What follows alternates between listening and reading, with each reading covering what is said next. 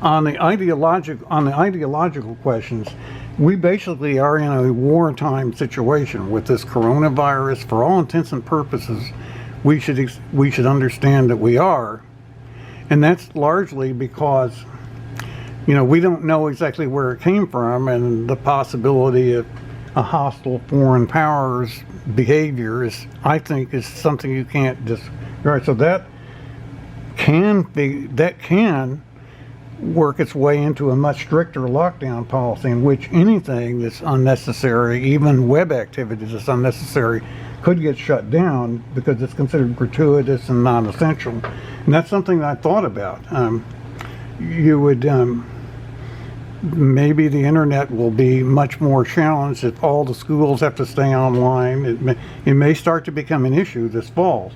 Some people think that my speech, in a time when people need to follow, kind of take orders and do what they're told and not look at things as debatable, but do what's necessary for everyone else's good. Yeah, it's authoritarian, but that seems to be where we are right now. So, and then of course, some issues with the way I present my stuff, it could be perceived as feeding into radicalization indirectly. Remember, I don't ask for money. I don't have very many ads except AdSense on Blogger. I also can't I can't do patronage because I have a trust that's inherited, so that would not be appropriate to be asking for money when you have an inherited trust to manage. So I can't do that either. So, I could be forced into, then the question is, if I were shut down and then the pandemic eases with the vaccine or herd immunity or something, then the question comes up, well, could I get back on? Well, maybe I wouldn't be allowed to, unless I was associated formally with one cause or took sides with one group, one organization, or had some sort of social credit. It's shown that I paid my dues. So, the obvious thing, one way to have social credit, is to do fundraisers. Facebook is always asking me to do these. I finally did one for my birthday, which is today, and I'm 77 today. I did one for the ALS Association, and now, because my cousin died of it, and I might have possible symptoms of it, or they're not really doing anything, but I consider them, and because my cousin was a beneficiary of a trust, I consider ALS to be a beneficiary. So I considered it legitimate to do this. But normally I would be concerned that if I started doing very much of this, I'd be expected to raise money for other causes before I could have my own speech, which would be a quid pro quo and would make the speech I do now basically valueless. But, what other people seem to want is my willingness to get branded by supporting the needy openly. Now, it's one thing to volunteer in person, privately, to help people. It's another another issue to make that very public. But if you don't feel proud to do that publicly, that's like, in some people's minds, particularly now with the attitude of the far left, that's like implying that you have some contempt for those that are less well off than you are, or you think are less smart or less mentally competent than you are, or it implies something that's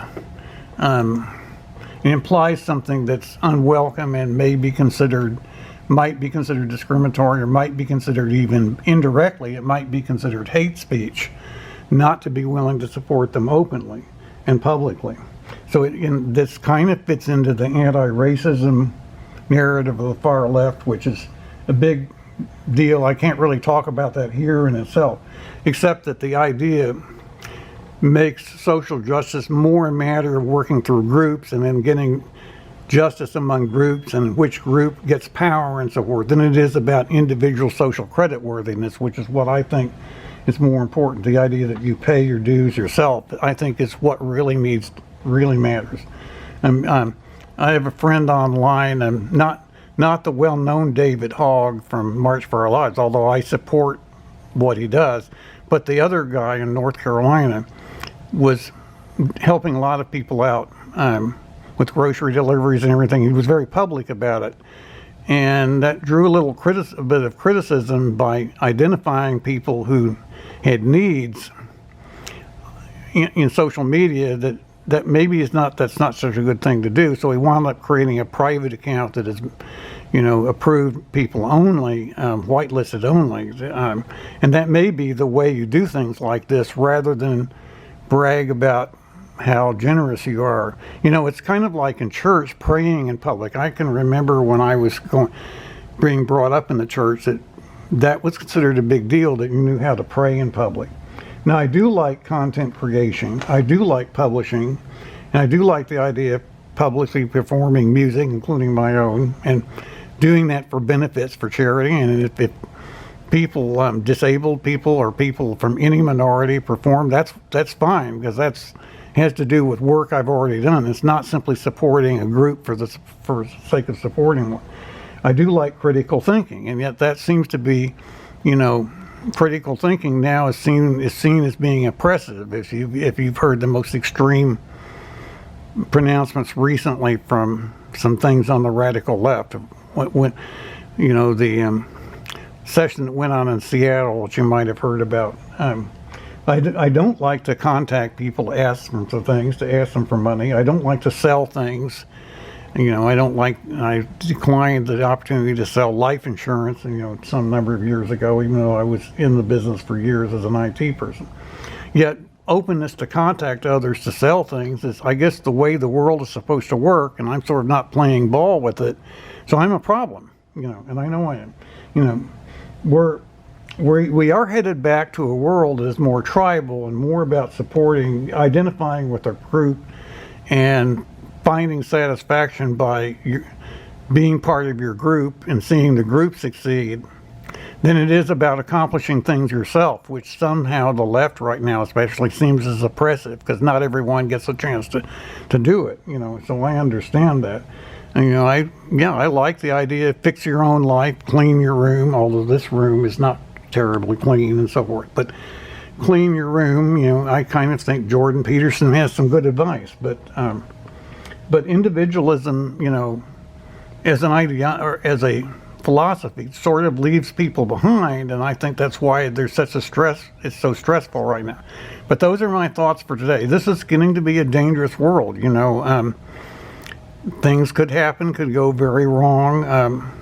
Maybe older people could still be segregated involuntarily. I can imagine ways that some very negative things could happen, where it's impossible for me to be effective anymore the way I want to be, and then I would wonder if I should even be around. I mean, I can imagine that can happen, but there are a lot of things that can make that happen.